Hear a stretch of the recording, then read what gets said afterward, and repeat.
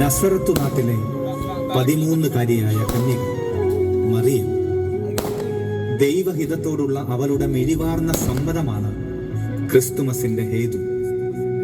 Joseph എന്ന പുരുഷനുമായുള്ള വിവാഹ സ്വപ്നങ്ങൾ നെയ്തിരുന്ന അവളുടെ സ്വപ്നങ്ങൾ തകർത്തുകൊണ്ടാണ് കൃപ നിറഞ്ഞ ഗർഭധാരണം സംഭവിച്ചത്. സർവശക്തനായവന്റെ രക്ഷാകര പദ്ധതിക്ക് മുന്നിൽ അവൾ കൃപാപൂർവം ശിരസ് നമിച്ചു. ഇതാ കർത്താവിന്റെ ദാസി, നിന്റെ വാക്കുപോലെ എന്നിൽ ഭവിക്കട്ടെ.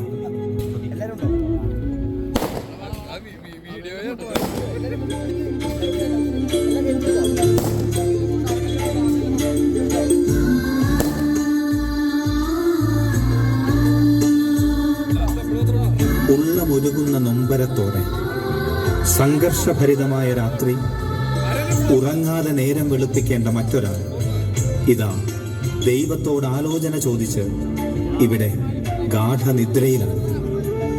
വേലി ചെയ്ത് കൂടെ കൂട്ടേണ്ടവൾ മറ്റാരിനാലോ ഗർഭിണിയാണെന്ന് കേട്ടവന് എങ്ങനെയാണ് ഉറങ്ങാനാവുക?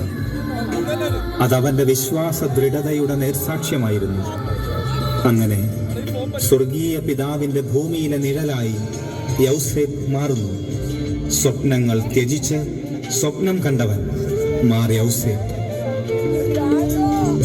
ദൈവിക ദർശന ദീപ്തി തന്നാദനേ, ദൈവത്തിൻ പ്രിയനാം നീതിമാനേ, ദൈവഹിതത്തിനായി സ്വപ്നം കണ്ടു നീ, ദൈവത്തിനായി നൽകി നിൻ ജീവിതം, ദൈവത്തിനായി നൽകി നിൻ ജീവിതം.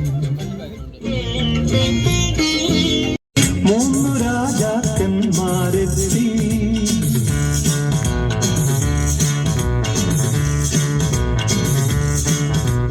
വാനം തെളിഞ്ഞു നിന്നു, ദിവ്യസാരം തിളങ്ങി നിന്നു, വാനം തെളിഞ്ഞു നിന്നു, ദിവ്യസാരം തിളങ്ങി നിന്നു. മാലാഖമാരവർ വാനവീഥികളിൽ സ്തുതിഗീതങ്ങൾ പാടി, മാലാഖമാരവർ വാനവീഥികളിൽ സ്തുതിഗീതങ്ങൾ പാടി. ഇടയനും താരവുമെന്നു വേണ്ട, പ്രപഞ്ചം മുഴുവനും ബെത്ലഹേമിലെ ആ കാലിക്കൂട്ടിൽ ഒതുങ്ങി നിന്നു. ദിവ്യരക്ഷകന്റെ പാൽപുഞ്ചിരി കണ്ട് പ്രകൃതിയും കൂടെ ചിരിച്ചു. മണ്ണും വിണ്ണും ഒന്നായ രാത്രി, ദൈവദൂതന്മാർ മനുഷ്യരോടൊത്ത് നൃത്തമാടിയ രാത്രി, ദൈവം മനുഷ്യനായി അവതരിച്ച രാത്രി. ക്രിസ്തുമസ്, ഈ ക്രിസ്തുമസ് ഹൃദയത്തിൽ നിറവാർന്ന അനുഭവമാകട്ടെ.